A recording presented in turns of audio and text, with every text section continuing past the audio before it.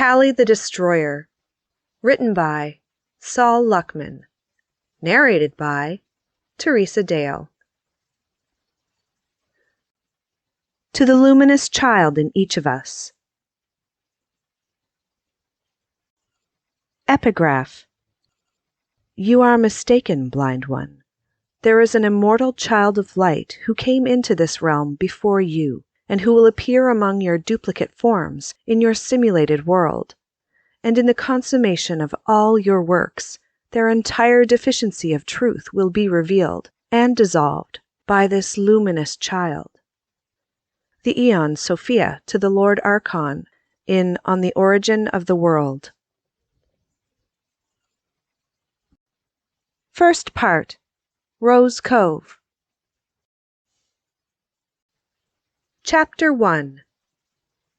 You sure you're up for this, Cali? Up was the operative word in Juice's well-meaning question, posed in his resonant bass voice. The two teenagers sat astraddle his idling, jerry-rigged motorbike, way up above the Nalihana, at the entrance to a seemingly endless levee train trestle, spanning the great river in cascades of gleaming steel. Trembling, Cali stole a panicked glance down through the morning mist at the water's mercurial eddies that seemed as far below as the pastel autumn trees on the mountainsides rose far above. Gripping Juice's muscular midsection and breathing in his comforting natural scent, she whispered, none too convincingly, "I'm sure." You sure you're sure? It'll take us the better part of 2 minutes to cross this thing.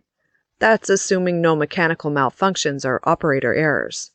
If a whipper or a snipper shows up in either direction, there's a good chance we'll be sleeping with the fishes tonight. There was no fear in Juice's voice. Fear wasn't something Cali associated with him.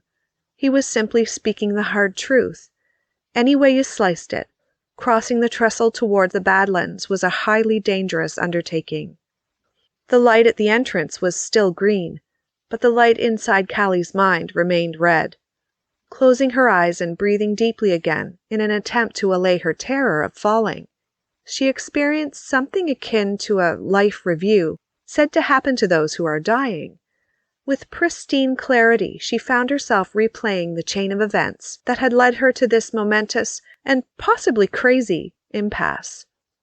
There was her lovely mother for whom she was named, Caliandra Helena Crowell, Dr. Caliandra to her many adoring patients, treating 11-year-old Frederick Hamilton with an herb-infused juice for a potentially lethal respiratory infection. An event of such significance to his close-knit community, it branded him with his catchy nickname for life. Cali recalled this episode from 5 years ago, when she was 10, as if it were 5 weeks ago. Of particular sweetness was the memory of approaching her newly recovered friend, as he sat beside the pier alongside the murmuring stream that ran below his POC shanty village, checking his trot lines. "Well, if it isn't Frederick Juice Hamilton," she called out while navigating the slippery riverbank. "You're quite the celebrity around here." "Well, if it isn't Sophia Caliandra Crowell," he replied, still focused on the task at hand. "You're quite the celebrity. Period." "Not Crowell. Crowell. Rhymes with owl." "My mistake, Miss Cali." "Cut the plantation talk, Juice. It's me." "What for? This is the plantation." Cali had met Fred just before he became ill, while accompanying her mother on rounds through the hinterlands. She'd held his hand through many a delirious hour when his fever made him talk in circles in some bizarre, sing-songy language she didn't understand and he didn't remember upon returning to his senses. Though a natural attraction existed between the two youngsters, one neither was capable of understanding in the formative days of their connection. They were, as the old saying goes, like an apple and an orange.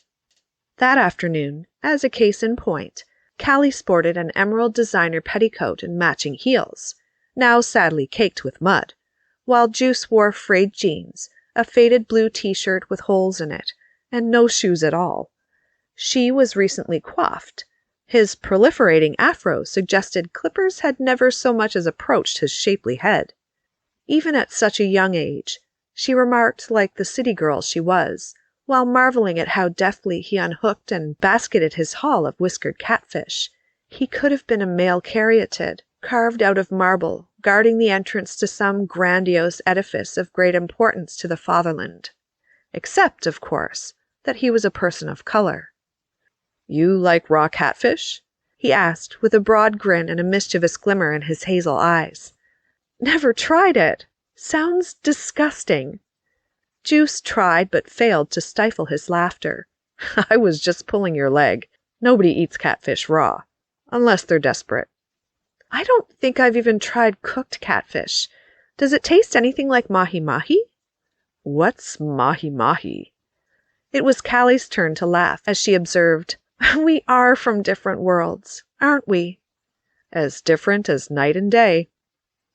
Barely 6 months later, Cali's controversial mother died unusually while on her usual rounds among the POCs, and everything changed.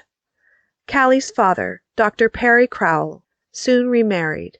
According to the law, as he was just under 50 and thus still technically of breeding age, he was expected to find a new wife and endeavor to procreate in service to the nation. But Cali never quite got over how soon he tied the knot again, or with whom he tied it.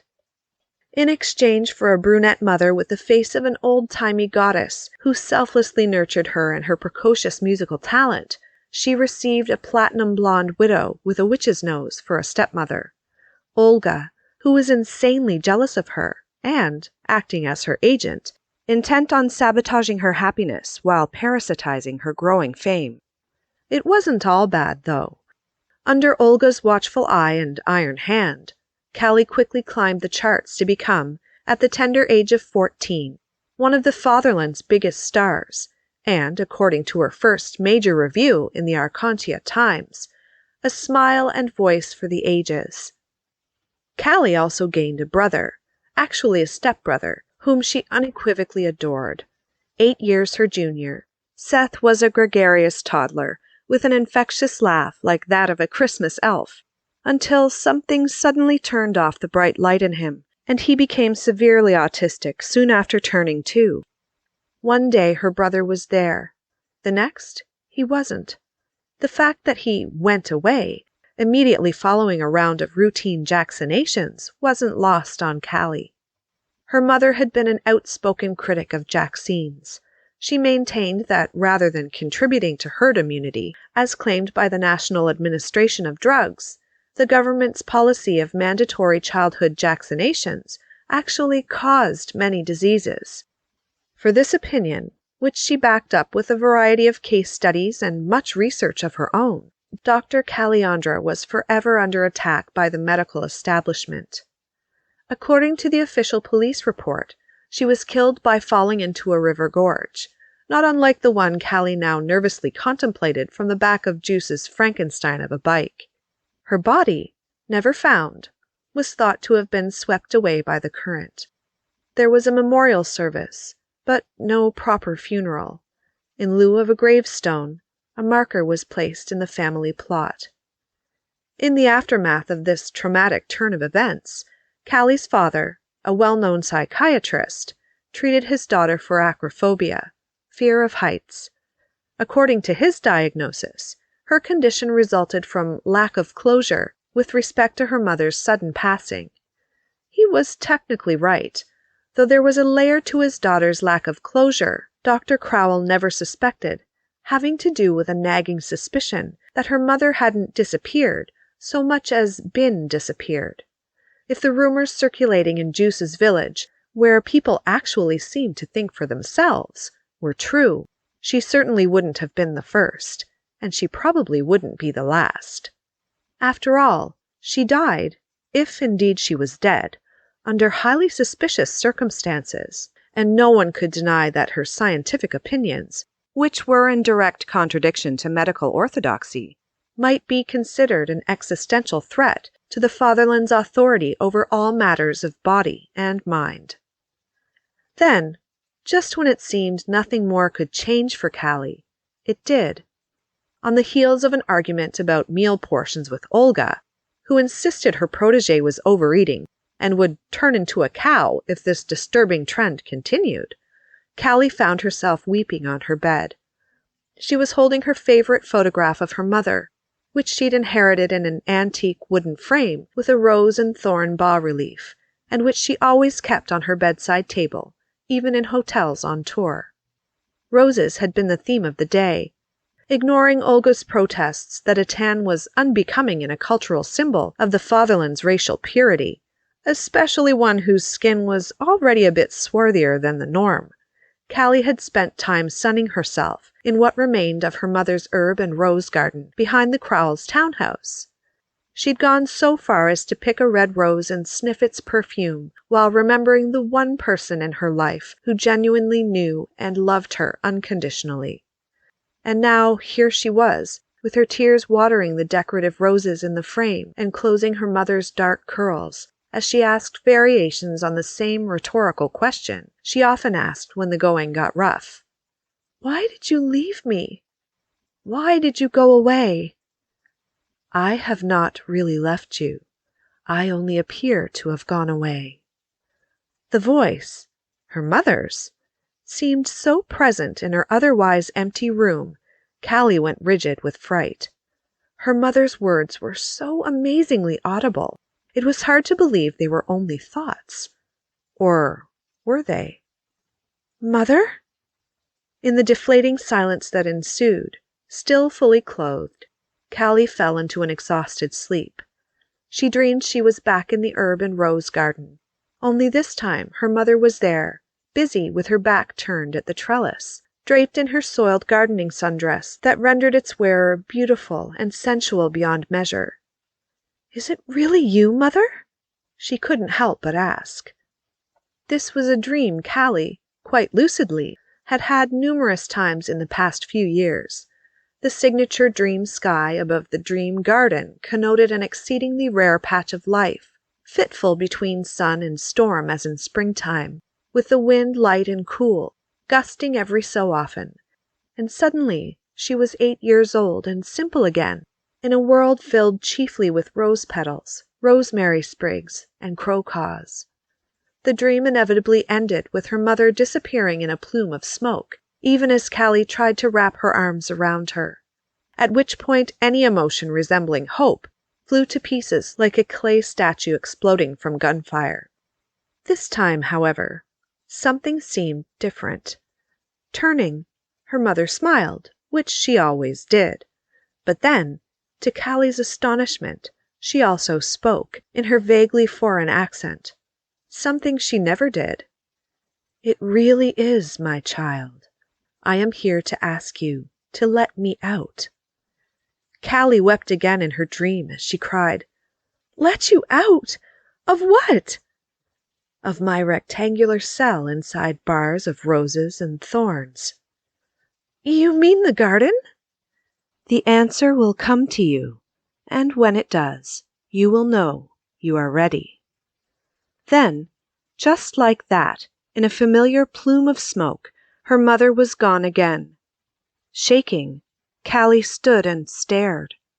"I love you!" she called, her voice echoing off the brick garden wall. "I miss you!"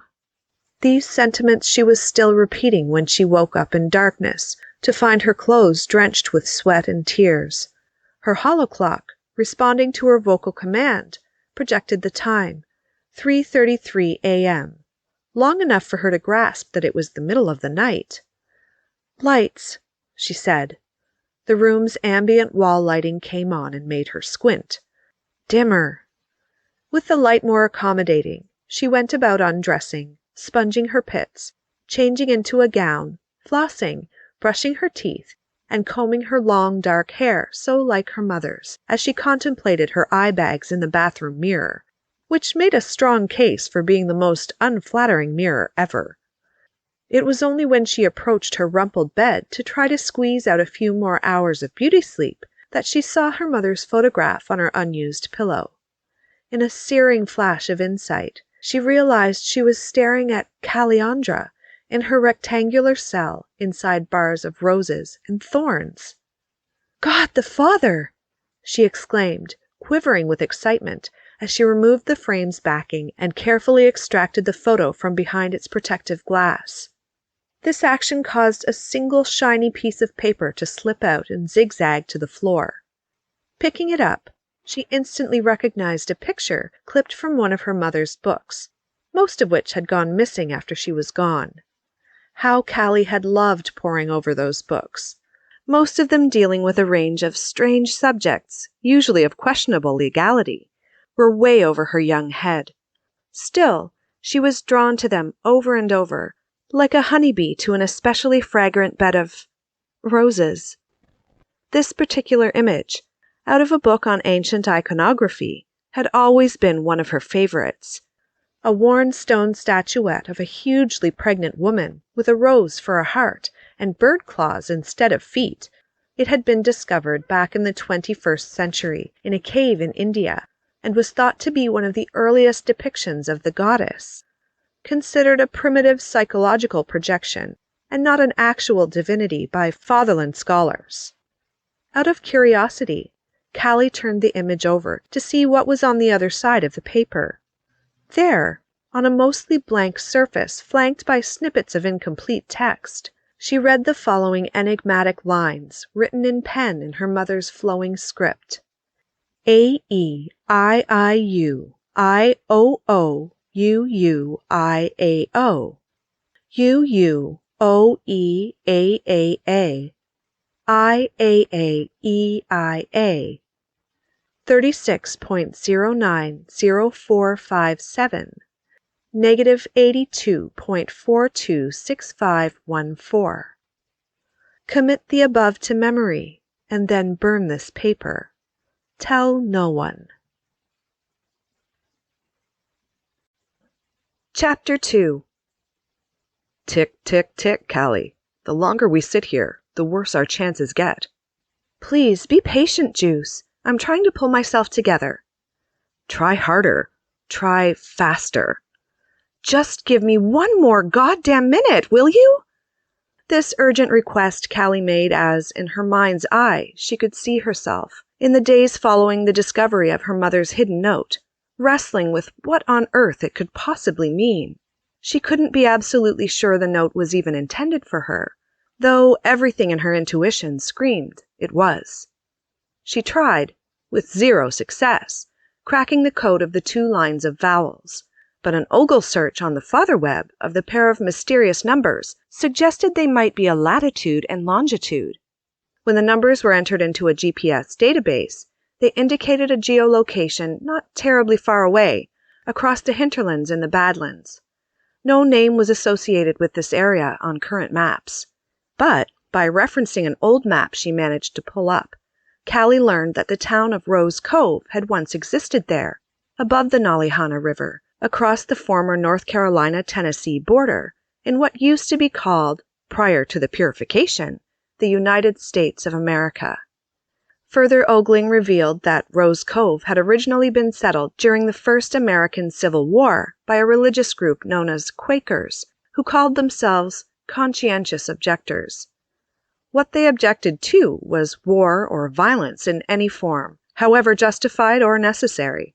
In hindsight, according to an article on the subject archived at www.fatherlandhistory.gov, these pacifists were an early example of the rot at the heart of a weak-willed civilization destined for history's dustbin. Refusing their moral and ethical duty to fight for the right to keep slaves and do with them as they pleased, the Quakers of Rose Cove sequestered themselves in a remote area of the Appalachian Mountains, with no access roads within 50 miles. Here, they went so far as to side with the North against the South, establishing an important outpost in what was known as the Underground Railroad, and facilitating the unlawful escape into enemy territory of untold numbers of POCs. But by far, the strangest thing was, the town seal of Rose Cove was a red rose inside a stylized border of thorns. "You've got to be kidding!" gasped Cali upon grasping the significance of this bizarre coincidence. Still, she didn't immediately know what to do with her mother's note, beyond memorizing its contents and burning it as directed. Afterward, Even with the physical note reduced to ashes and blown to the four winds, its memory haunted Cali, day and night. The thought that she was being guided to visit Rose Cove was ever in her mind, as was its sister thought that the notion was completely insane, a byproduct somehow of her lack of closure with Caliandra's untimely demise. Over time, however, the idea that she should journey to Rose Cove, no matter the cost, gradually won out. The bottom line was that she wasn't sure she could live with herself if she didn't try to find her mother, or at least find out what actually happened to her. But even if she could manage to make it across the border into the Badlands, she didn't know the first thing about navigating or surviving in the wild. Moreover, the Badlands were home to all sorts of aptly named Badlanders. Rebels, bandits, outcasts, misfits. In order to make such a difficult journey and have any chance of returning in one piece, one thing was abundantly clear. She needed a guide. No sooner had this truth hit home than a guide, an actual man of the wild, showed up on her doorstep. Literally. With her father overseeing an office renovation, Olga out shopping for clothes for Cali's upcoming tour, and Seth at the park with his caregiver, Cali had the house to herself on a Saturday for a change. Taking advantage of her privacy to enjoy the feel of a simply patterned teal empire dress meant for very casual occasions, she had trouble believing her eyes when the doorbell rang and she opened the front door to find a tall, chiseled young man in besmirched hunting clothes, with a hint of mischief in his dreamy expression, grinning down at her. "Juice?" "Cali?" The two embraced before realizing the impropriety and pushing each other away with sheepish expressions. Cali suddenly felt flushed, whether from embarrassment or the high degree of heat emanating from Juice's body that smelled like the great outdoors. It was impossible to tell. "It really is you, isn't it?" she said, marveling at her childhood friend's powerful adult physique. Over 5 years had passed since she'd seen him. He seemed more like 20 than 16. "You cut your hair!" "Technically, somebody else did. I didn't know you lived here. Obviously, I recognized the name Crowell." He grinned with a nod to yesteryear as he mispronounced the word. "But it's fairly common. I didn't realize it applied to you. I was just fulfilling an order," he went on to explain nervously, unslinging his backpack and opening it from the top to show it was full of dressed and skinned wild game, what looked like several pheasants alongside a handful of rabbits. The sight of all those dead bodies combined with the scent of fresh blood nearly made Cali swoon. "Sorry," said Juice as he quickly cinched the bag. "I didn't mean to upset the apple cart." "It's not your fault. I'm just not used to so much gore. That must be the wild meat my stepmother ordered for Wednesday's dinner with the head of my label." Feeling a bit dizzy, she touched her forehead, which seemed rather warm. "We're kicking off this new tour Saturday with a show at the Holy of Holies." "I know. I've seen the holoboards all over the city. Are you okay? You don't look too right on your feet. Is there some place I can help you take a load off?" "That sounds like a good idea." Minutes later, she was seated on the stone bench in her mother's herb and rose garden, with the sun shining on her face and Juice watching over her like a concerned sentinel. Autumn's first snip in the afternoon air soon helped settle Cali's stomach. "Feeling better?" "A little." "You mentioned your stepmother." "Yeah, Olga, the Wicked Witch of Saturnia." "She around?" "No need to worry about Olga for now. She's probably up to her pearls in couture bags." "Couture?" "Fancy clothes." "Anybody else here?" "Nope, the coast is clear." She patted the stone bench beside her. "Join me if you like." "Don't mind if I do." He sat down but made sure to keep his distance. "This your garden?" "It was my mother's. It needs a little TLC." "It's nice." "It used to be nicer." "I was broken up about your mom, Cali. All of us were. She's the reason I'm still here. They wouldn't let us into the memorial service. POCs aren't allowed in white cemeteries." "I figured that out, eventually." "We sent flowers, though. Everybody did." Cali remembered. Her mother's memorial service, only moderately attended by Fatherlanders, had been awash in an ocean of flowers from the hinterlands. "I know. Thank you."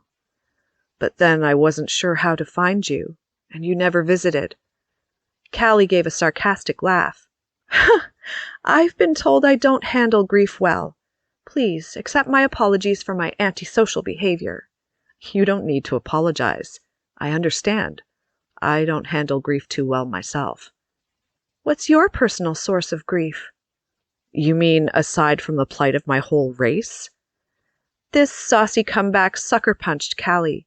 She immediately felt like what she was, a spoiled rich kid living a life of luxury on the backs of modern-day servants. "I'm a terrible person, Juice. Please forgive me. Just know that deep down, I hate all of this," she said, referencing the world around her with a dismissive gesture. "I get that. That's why we get along." Cali took Juice's chocolate-colored hand in her much smaller, comparatively vanilla one. "It's not the only reason we get along," she said, with her heart positively pounding in her chest. He returned her advance by squeezing her long fingers. "No, I suppose it's not." "You never revealed your personal source of grief. I know it's there. I can feel it whenever I look at you." He glanced down and sighed. "You sure you want to know?" "I asked, didn't I?" He continued holding her hand as he summarized his own brush with tragedy. His father, Amos, had been a member of the Freedom Flyers, a group of social activists inspired by a 20th century civil rights movement. This new iteration of the Freedom Riders, overwhelmingly composed of people of color, similarly sought to end segregation on public transport, as well as other public areas, restaurants, restrooms, theaters, etc. As was well known, the deacons of the realm ultimately clamped down on the Freedom Flyers, sending many to jail and lynching many others. "My old man was in the latter category," explained Juice, with barely contained hatred. "The bastard stretched his neck from an oak tree above the village to make an example out of him." Cali didn't realize the extent of her emotional response until she felt cool droplets on her forearm. "Did you actually witness this?" she asked, horrified, dabbing her eyes with the back of her hand. "I wasn't even born. My mama was carrying me. He wouldn't let her join the Freedom Flyers in that condition, even though she wanted to." "You're talking about Wheezy, right?" "Yeah, that's what he called her. The nickname stuck. Her given name's Louise." "I remember her apple pie.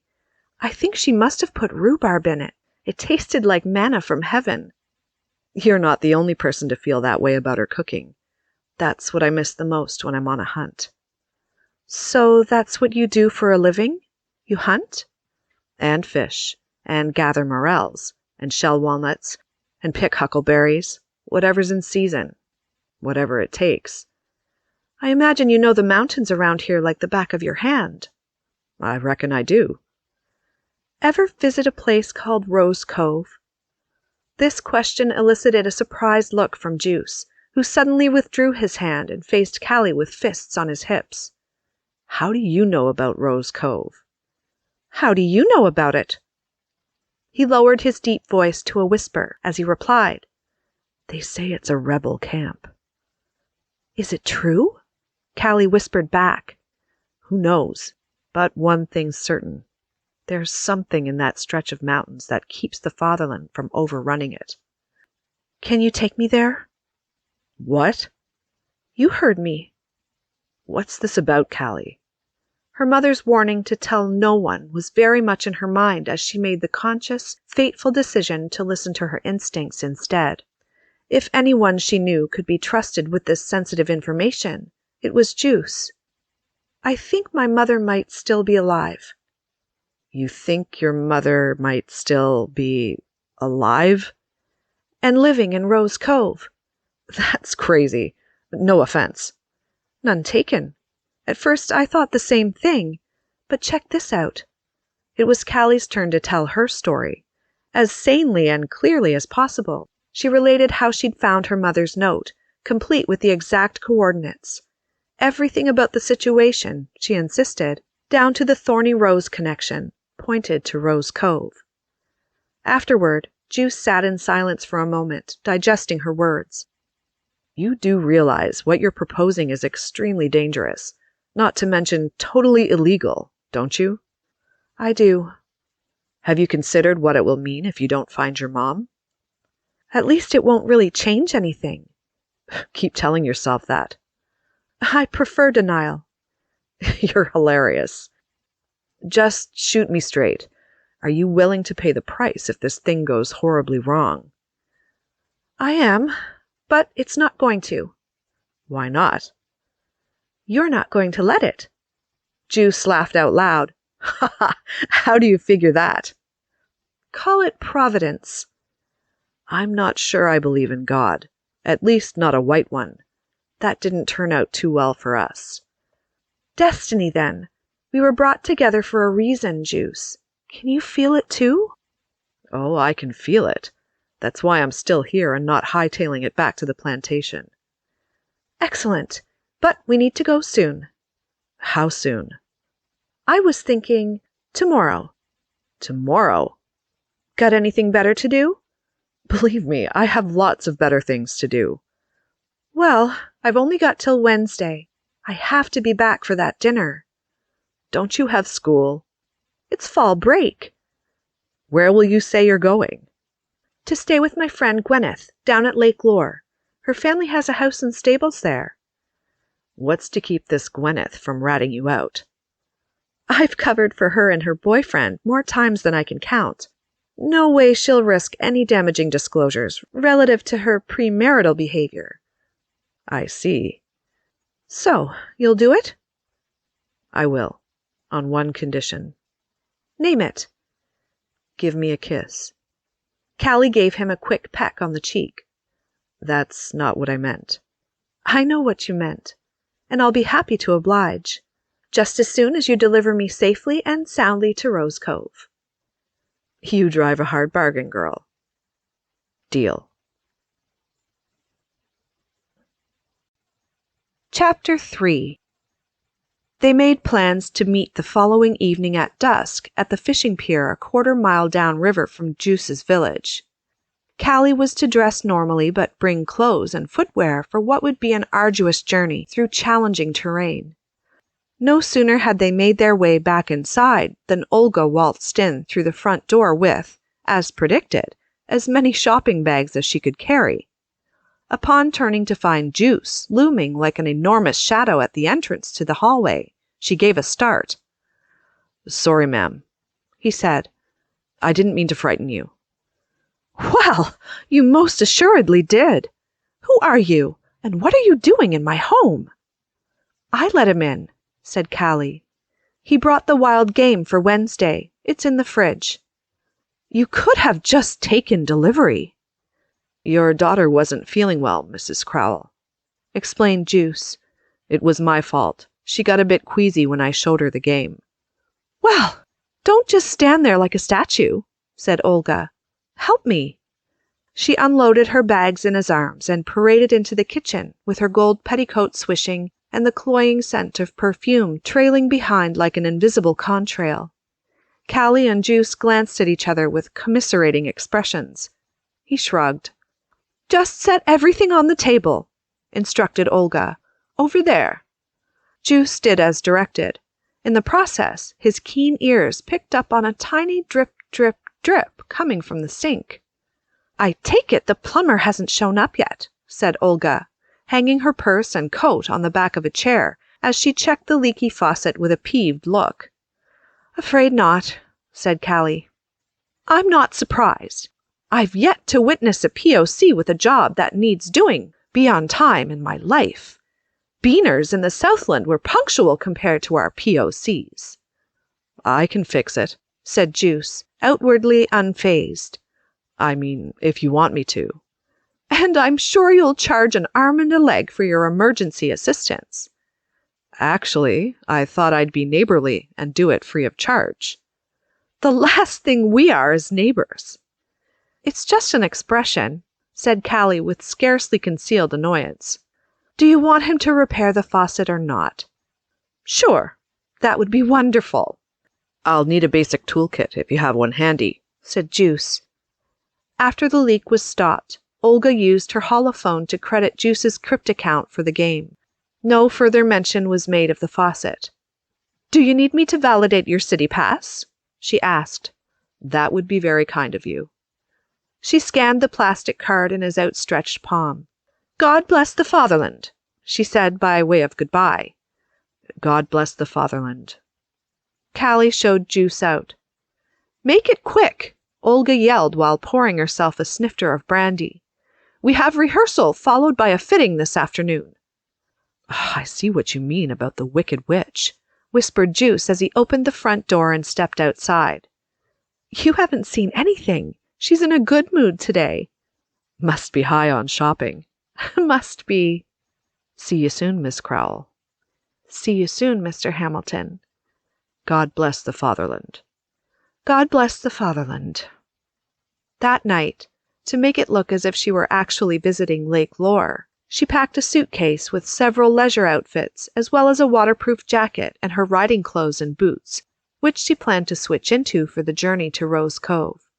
Underneath these items, she stashed a day pack, a small flashlight, a water bottle, and 2 packs of beef jerky she stealthily retrieved from the pantry. After making the necessary physical preparations, she took a little time to make the required logistic and emotional ones. She needed to make sure she had a cover story, and she wanted to say goodbye to the people she cared about in the event this was truly adios. Her father she found puffing on his pipe at his desk in his study. Ever since she was little, she'd loved the cherry smell of his pipe smoke, and the way, for long absent-minded stretches while reading on his device, he kept the pipe stem in the corner of his mouth. Many things had changed about Dr. Crowell over the years. His hair had turned mostly gray. He'd put on a good bit of weight around the midsection. His wool cardigans had started to seem rather old-fashioned, but the pipe still played. Why, this is a pleasant surprise. I don't often receive visitors with such female pulchritude in my mantuary, he said with a wink, opening his arms to his daughter and kissing her forehead as she nestled into his v-neck, smelling of aftershave. What brings you here? I have a favor to ask. Surely not. What can I do for my angel? Gwyneth has invited me to her lake house. I'd like to enjoy a few days of fall break before leaving on tour. I think it would be good for me to decompress a little before all that stress. That's poetic, as well as very psychologically sensible of you. Olga won't like it, though. She'll be afraid I'll eat too much or forget my lyrics. Don't worry. I can persuade Olga. Thanks, Dad. You're welcome. She kissed his forehead and left the room before he could observe how shiny her eyes were. Seth, who had a tendency to wander, wasn't as easy to find. There was no sign of him in his room. She finally tracked him down in the living room, where he was seated on the floor next to the Steinway in his pajamas, bouncing his beloved racquetball. Rather, he was trying to bounce it. Ever since becoming autistic, he'd exhibited severely impaired motor skills. If he managed to bounce the ball more than 3 times consecutively, even after practicing hour after hour, day after day, it could be considered an achievement. Cali hiked up her skirt and sat down beside her stepbrother on the rug at the edge of the hardwood. In transforming from a toddler to a little boy, his frame had slowly lengthened as he'd taken on an uncanny resemblance to Christopher Robin. Now nearly 8, he was starting to fill out, and his red hair was beginning to curl. There was a deep-running sadness in Seth that predated his descent into autism. Cali had picked up on it the first time she met him, not long before her father married Olga, and the 2 new members of her family moved in. She imagined it had something to do with the death of Seth's father, Wilson Jacklin, a marshal of the realm in charge of the nation's military forces in the Southland, formerly known as, before the expansion that followed the purification, the United Mexican States. Marshal Jacklin had been killed by a sniper while leading an offensive against guerrillas in a contested area known as Oaxaca. He was scheduled to return to his family in DF, the Distrito del Fatherland, the very next day. Of course, being so young at the time, Seth couldn't possibly have remembered this tragedy, but Cali imagined that the emotional fallout had still managed to imprint him profoundly, as, no doubt, it had Olga. From the get-go, both mother and child struck Cali as chronically unhappy. They just manifested their sadness in different ways. In turn, it was Seth's fragility that imprinted Cali. Having experienced her own parental tragedy, she did everything in her power to distract her stepbrother from his familial demons. Reading to him, teaching him the rudiments of piano, even spooning him for hours at night when the threat of bad dreams triggered his insomnia. The impact of his sudden mental illness on her was devastating. She felt as if she'd lost another close relative before she was even in her teens. In some ways, she occasionally caught herself thinking with enormous self-judgment. It would have been better had she really lost him, too. "I don't know if this will register," she said, touching his red curls and smiling through a fresh round of tears. "But I love you, like my own brother, Seth. I'd do anything to bring you back. If only I could." Still self-absorbed, he bounced the ball 3 times in a row before it shot sideways off the edge of the rug and rolled to the corner of the room. Retrieving it for him and whispering goodbye, Cali kissed his forehead as the bouncing recommenced. The following evening after church and Sunday dinner, just yesterday from Cali's current perspective at the edge of the trestle, she took a hover taxi through the streets of Saturnia and out the east gate into the hinterlands. Butterflies filled her stomach as twilight fell and the city receded into the distance. Its hollow boards, including one featuring her own angular face on her album, You've Been CC'd, alongside upcoming tour dates, flashed brilliantly high above.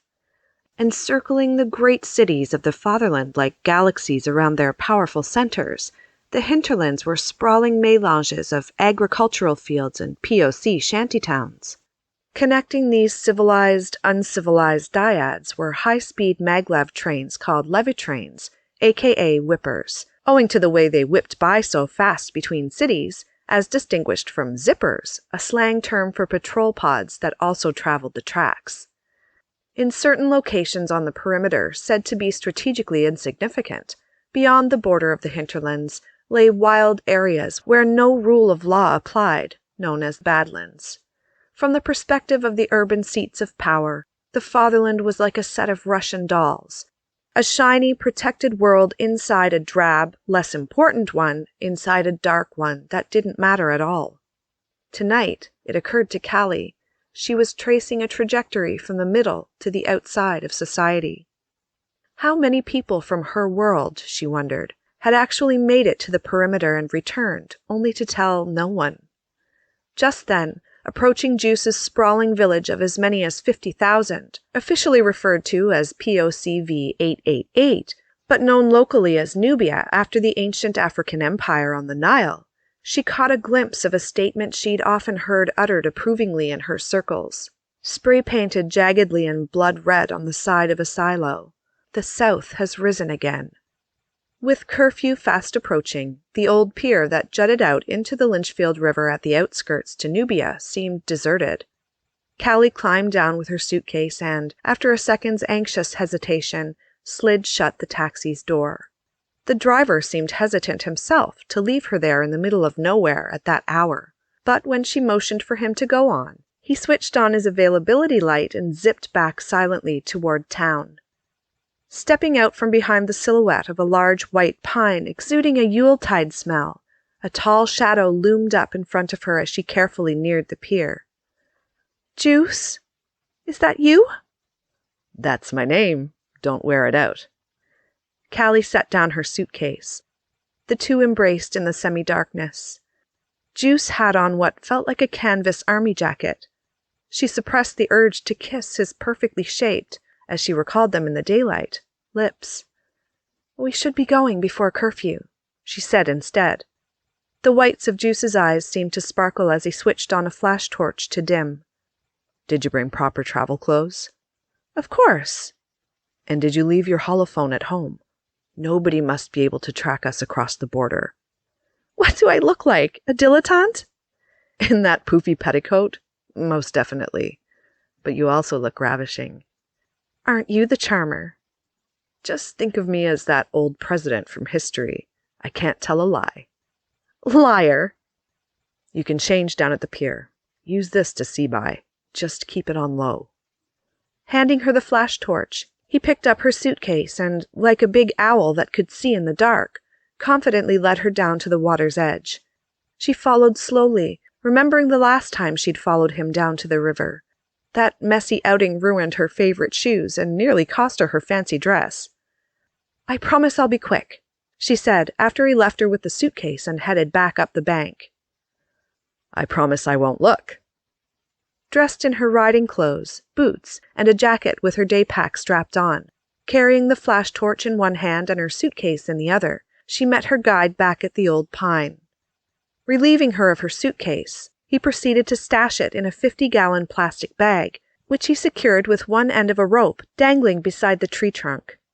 Then, applying himself, he hoisted the bundle high up into the branches, out of sight. Nobody's likely to ever notice it, he said, stashing the rope overhead. If we don't return, it could stay up there for years. That's a comforting thought. Just keeping it real. What are you doing? Getting my bike. Surely you didn't think we were going to walk. He disappeared behind the pine. With the sound of tires snapping twigs, he finally reappeared, shouldering a camo messenger bag that matched his jacket, pushing a jalopy of a motorbike. Straddling it familiarly, he patted the seat behind him and told Cali to climb on. You sure you know how to drive this thing? I built this thing. You built it? Technically, I rebuilt it. For power, I used a scrap gravifusion cell that only operates at about 10% capacity. Like the ones used in hover taxis? Like the ones used in ancient hover taxis. Where'd you learn that kind of thing? I didn't think there were schools in the hinterlands. That doesn't mean we don't have teachers and students. Handing him the flash torch, which he stashed in his bag, Cali awkwardly mounted the bike. Juice was unable to stifle a giggle. And your folks were supposed to believe you were going riding? Give me a break. This is my first time. You saying you're still a virgin? Because I am. You're just a barrel of laughs tonight. I'm serious. You mean you're seriously joking? Without further ado, he push-started the engine, pulled on the throttle, and switched on the headlight. In less than a minute, the two travelers had taken a bridge across the river and were quietly racing along a dirt road headed east. To her surprise, Cali felt not apprehension, but a tremendous sense of freedom as the wind filled her flowing hair. It had been Juice's idea to meet outside his village at the pier and leave for Rose Cove after nightfall. Cali understood this reasoning. Though there were risks associated with disobeying curfew in the hinterlands, under no circumstances could a black boy and a white girl afford to be seen canoodling on a motorbike, least of all angling toward the border after sunset. Already cool, the air turned much colder with the road climbing higher and higher. Cali shivered, half from exhilaration, half from chill, as they passed a rusty sign indicating the Eastern Continental Divide. How do you like riding? Yelled Juice over his shoulder.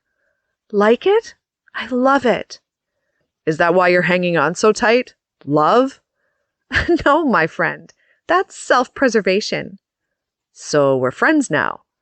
We've always been friends. And now we're friends with benefits? I've yet to see any benefit to our friendship, but I'm willing to be surprised. Juice gave a big laugh as, without warning, he turned off the road into the woods. He slowed down, but not much. They were on some kind of worn path that hugged the ridge. This used to be known as the Appalachian Trail, he explained.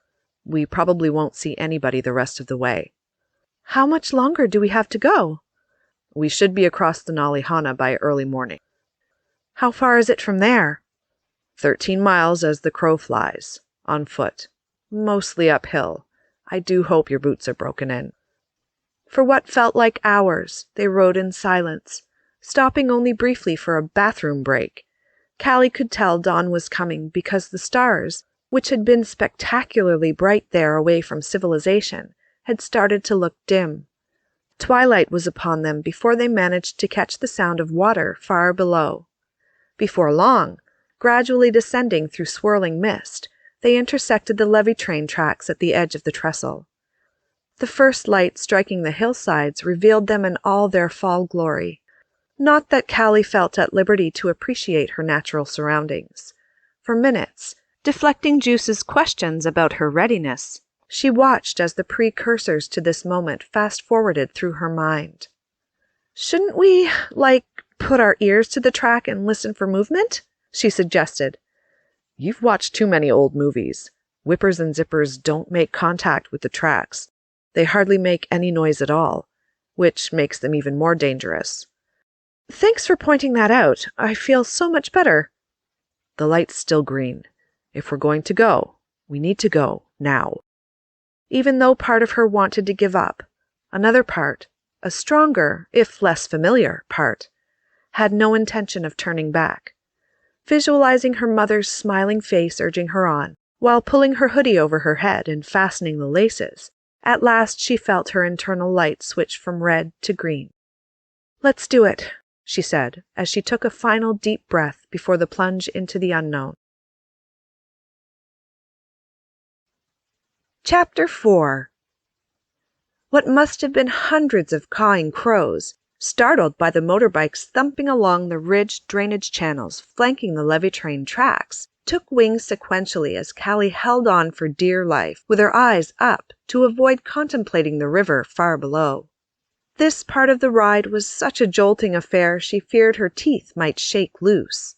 She realized that Juice, who kept glancing in his rearview mirror, was going as fast as possible to clear the trestle before they could be flattened. Yet she couldn't help yelling sarcastically to distract herself, "Just so you know, I'll be sending you my dental bill." This time, for the first time, Juice ignored her playful taunting as he concentrated solely on the situation at hand. Soon they crossed the trestle's midway point. The far side began to seem closer and closer. "We're almost there!" yelled Cali. "No," replied her driver matter-of-factly. "We're not." "You're like a thundercloud. You know how to rain on a girls' parade." "I disagree. I'm more like an umbrella." What neither of them could have seen, whether remaining totally focused or chatting away while thumping along under the multitudes of raucous crows, was that the trestle light behind had turned red, while the one in front had switched to green. "An umbrella's useful. You're not." Juice was the first to spot the incoming levee train, and he reacted before Cali even had time to panic. "Hang on!" he yelled, leaning forward into the wind and pulling on the throttle as far as it would go. The bike did a wheelie as it shot forward. Cali gripped Juice so hard her nails would have cut him if not for his jacket. The two bounced along like rag dolls strapped to an unbroken stallion as the massive levee train, hovering a foot above the tracks, came at them head-on with astonishing speed and power. Squeezing her eyes shut, Cali prepared herself to die. Either they would be crushed by the train, which didn't so much as slow down as its horn blew and warning lights flashed, or they would plummet into the gorge and drown. One way or another, to echo a forbidden American rock song from yesteryear her mother used to play in secret, this was the end. Juice, however, didn't seem inclined to give up just yet. He flipped a small switch under the starter. The bike literally leapt through the air to the edge of the trestle, where it narrowly avoided being obliterated by skidding sideways down the rocky embankment opposite the river as the whipper whipped by. They slid to a stop, still upright, but just barely. Cali reopened her eyes to find herself very much alive, and Juice shaking with insane laughter, teeth flashing white in the sun, like a wild animal instinctively releasing trauma after warding off a predator. "What's so damn funny?" screamed Cali, letting go of a little trauma herself as she angrily jerked back her hoodie. "Nothing. Everything. You." "You just about got us killed, and I'm the one who's funny?" "I just saved your ass. And yes, you are the one that's funny." Adrenaline still racing, She climbed off the bike in a huff and stood fuming with her fists on her hips. She didn't know whether to slap Juice's gorgeous face, which she decided against, or kiss him squarely on the lips, which, before she could stop herself, she opted for. "I hate you so much right now, I love you," she yelled, holding his cheeks and grinning through confused tears. "I just hope the opposite isn't true." Callie couldn't help laughing herself at Juice's quick wit. "I've got this bad feeling I'm going to end up as a lyric in one of your songs." "Shut up and kiss me again." "But we haven't even reached Rose Cove. We had a deal." "To hell with Rose Cove and our deal." Juice enveloped her in his massive arms and did as she commanded. Callie had kissed other boys and done other things with them she wasn't terribly proud of, but never had she felt a kiss make her heart nearly burst with yearning for a deeper connection. "Did you learn to kiss like that in school?" teased Juice. "It was an elective." "Were you selective?" "When I wasn't neglected." Believe me, Callie, under different circumstances, you couldn't pry me away from this moment. But we need to put some serious tracks between ourselves and here. Pun intended? Naturally. Climb back on. Do I have to? Afraid so. Okay, just go, like, a lot slower. Roger that. They resumed bumping down the tracks, through the wilderness alongside the winding river. Juice kept his word by maintaining a reasonable speed for the better part of half an hour. Finally, having encountered no more trains, they exited the tracks onto a rocky path that meandered through the woods up the mountainside. Before long, the path became too steep and jagged to navigate on wheels. Juice pulled off into a semi-hidden spot behind a boulder, and Callie helped him camouflage the motorbike with branches and leaves. "After you," he said, motioning uphill along the path. "Shouldn't you, being a big man of the woods and all, go first?" "I'd rather follow if that's all right. Danger in the wilderness has a way of sneaking up on you." "If you say so." The path was even more difficult to travel than it looked. Callie, who now spent much of her life performing demanding dance routines as part of her act, soon found herself huffing and puffing. Juice, on the other hand, didn't seem the least bit winded. "Don't you ever get tired?" she asked, panting. "Yeah?" "Once every year or two?" "Something like that. We can take a break. Just say the word." "I'm okay." Though finding it difficult to carry on a conversation while hiking vertically, she also felt the need to keep her thoughts away from any number of potential dangers, such as getting lost without their GPS to guide them, that readily came to mind. "Has anything like that ever happened to you?" "You mean playing chicken with a levee train?" "Yeah." "Not exactly." "Ever been to this side of the river?" "A few times." "Anything particularly interesting happen?" "I nearly stepped on a big timber rattler once." "For real?" "For real." "What did you do?" "I shot it." "That's not very neighborly. You never struck me as the type to kill for sport." "I didn't. I ate it." "How adventurous. What did it taste like?" "Chicken, of course." She would have laughed had she had breath to spare. "So tell me," she managed to say, "who taught you mechanical engineering?" "If I do tell you, you can't tell a soul." "Why not?" "Because my teacher's a wanted man." "My lips are sealed. What's this outlaw's name?" "Aristotle." "The Aristotle? The leader of the Freedom Flyers?" "The same." "But people say he's dead, that he's been dead for years. Supposedly, he was murdered by rogue elements in his own organization." "And he wants to make sure people keep saying that. He's my uncle." "Are you serious?" "Has a heart attack. Aristotle's my father's brother." "Where does he live?" "Let's just say he moves around." "I've heard terrible stories, Juice. Is he actually a terrorist?" If engaging in peaceful protests makes you a terrorist, then yeah, he's a terrorist. But what about that hospital bombing in Jupiterville? Remember all those innocent kids who died? He had nothing to do with it. None of our people did. Who did it then? Your people, to discredit my people. They were reaching the top of a ridge. Cali's feet had started to ache and burn. Licking her lips, she suddenly felt immensely thirsty. Just then, a noise like that of many light feet falling and twigs breaking came from up ahead. The two travelers had just enough time to step off the path before a herd of deer, accompanied by a great antlered buck, flashed into view and bounded past, white tails yo-yoing out of sight. Cali had only ever seen deer in captivity at the Saturnia Zoo. Juice, who had only ever seen deer in their natural habitat, didn't seem to like what he'd just seen. Without hesitating, he opened his messenger bag, pulled out a slingshot, and loaded it with a stone. "I think they're too far gone to take a shot," observed Cali, "even if you had a real gun." "It's not for them," replied Juice with his head on a swivel. "And I'm not stupid enough to carry a gun. It's a capital offense for a POC to be caught with a firearm." "You mean you killed all those grouse and rabbits, not to mention a rattlesnake, with that?" "This is a deadly weapon if you know how to use it." She assessed the slingshot's high-tech grip, arm support, stabilizer, and sight. "Did Aristotle help you make it?" "No, I bought it online." "Online?"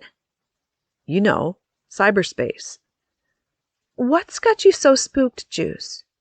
"Something seems to have spooked that herd of deer." "Like what?" "Could be any number of things. Just keep your ears open and eyes peeled, will you?" "Roger that." They reached the edge of the ridge without further incident. Cali was so spent she flung herself on the ground without a second thought. Juice stood beside her, still surveying the forest. Having recovered her breath, she fished her water bottle out of her day pack and started guzzling its contents. "I'd drink slower if I was you. You'll cramp up." Still terribly parched, she slowed down, but not a lot. Casually, her guide knelt beside her, set his slingshot on the ground within reach, retrieved his own water bottle from his bag, and took a few swigs. "That must mean we're at the entrance to the Badlands," he observed, pointing out a ring of blue feathered arrows shot into a gnarled oak positioned squarely on the ridge beside the path. "That's it? Just woods? No Fatherland guards? No gate? No nothing?" "There aren't guards at many border points because the cities are well defended and the hinterlands are considered expendable buffer zones. Besides, the rebels are mostly peaceful, only fighting if attacked." "That's not what I've heard." "I know what you've heard. It's all lies, Cali. Every bit of it." "Have you ever entered the Badlands?" "I tried to once when I was little, out of curiosity." "What happened?" "I didn't make it far. I got caught in a rainstorm and ended up with pneumonia." "So that's why you needed my mother's help." "Exactly. Where are you going?" "Nature calls." She'd climbed painfully to her throbbing feet and was headed toward the oak. She wouldn't have willingly admitted it, but after draining the last of her water minutes earlier, her stomach had begun to cramp up a little. "Well, call if you need anything." Wondering what Olga would say, Cali found herself unceremoniously squatting atop a carpet of leaves. Feeling relieved, literally and figuratively, she was buttoning her riding pants when she suddenly became aware, as if via a sixth sense, that she was no longer alone. As Juice had suggested it might, danger had indeed crept up on her. This realization registered like a lightning bolt of fright, as she came face to face with a pair of crouching mountain lions, hungrily eyeing her. Chapter 5. For an instant, her mind went arctically blank with terror. Then, out of the chilling emptiness as out of a dream, she imagined she heard her mother, warmly urging her to remain calm. I am with you now, my daughter. The words, uttered in Dr. Caliandra's virtually audible voice, were spoken with great clarity and authority. There is no need to be afraid. As Cali refocused on the two powerful predators that had slowly inched within inches of her, she wanted to tell Juice he'd been right about something spooking those deer. Instead, inching herself backward, she did her best to remember what she knew about mountain lions. Coincidentally or otherwise, in 5th grade, with her mother's assistance, she'd done a biology report on them. She recalled that mountain lions were the second largest cat in the Fatherland, after jaguars, but, unlike other large cats, were unable to roar. They were also known as cougars, panthers, pumas, and catamounts. Steady now, came Caliandra's encouraging voice again. This time, Cali had the utterly bizarre impression her mother was speaking from behind the icy blue eyes of the great cats themselves. You see, this adult male and female pair are here to help. I sent them. Momentarily ignoring the uncanny nature of the voice, Cali considered its implication that the cats weren't there to eat her. This possibly dovetailed with other facts she remembered about mountain lions, namely, that they were usually solitary creatures which tended to hunt by ambush at night, coming at prey from behind and crushing unguarded necks with vise-like jaws. Just then, Juice, slingshot pulled back and ready to fire, rounded the gnarled oak on the ridge. "Don't shoot!" yelled Cali, as she lost her footing and fell a good 10 feet that ended with an awkward smack and pop on a wide outcropping of rock. Pain originating in her ankle shot up her leg like flame on a line of napalm. A stream of expletives no lady from the Fatherland should even think, let alone shout, escaped her lips as she gripped her pulsing ankle and rolled to and fro in agony. "Damn, girl, you've got a mouth on you," said Juice as he bounded onto the outcropping. His attempt at nonchalance belied the urgent concern on his face as he knelt by her side. "What did you hurt?" "My pride." "What else?" Gritting her teeth, she motioned toward her ankle. Juice wasted no time unlacing her boot, and, as gently as possible, sliding it off her tender foot. She grimaced. "Sorry, Miss Cali. I'm afraid the sock has to come off too." "Even that hurt like hell." "How does it look?" "Not good." "Is it broken?" "I can't tell for sure. It's swelling up fast. You've also got a nasty blister coming on at the heel. But look on the bright side." "There's a bright side?" "Your pink nail polish is in great shape." "Ha ha." Grimacing again, she pushed herself up to a seated position with her injured leg extended. Sure enough, her ankle was turning bright red as it puffed up to half again its size, and a large patch of skin on her heel had started to welt. "You didn't hurt the mountain lions, did you?" she asked. "No, but I was ready to take a shot at one when you said not to." "What happened?" "They ran off." "Why didn't you want me to shoot?" Cali decided to keep the more esoteric aspect of her rationale to herself. "They were just acting weird is all, approaching from the front as a pair in broad daylight. Based on their behavior, they probably weren't trying to hurt me." He seemed impressed. "So, you know a thing or two about wild animals, after all." "I did a report on mountain lions in elementary school. Other than that, I can tell the difference between a black bear and a polar bear." "So, what are we going to do about this train wreck of an ankle?" "I'm afraid we're going to have to amputate." "Not funny."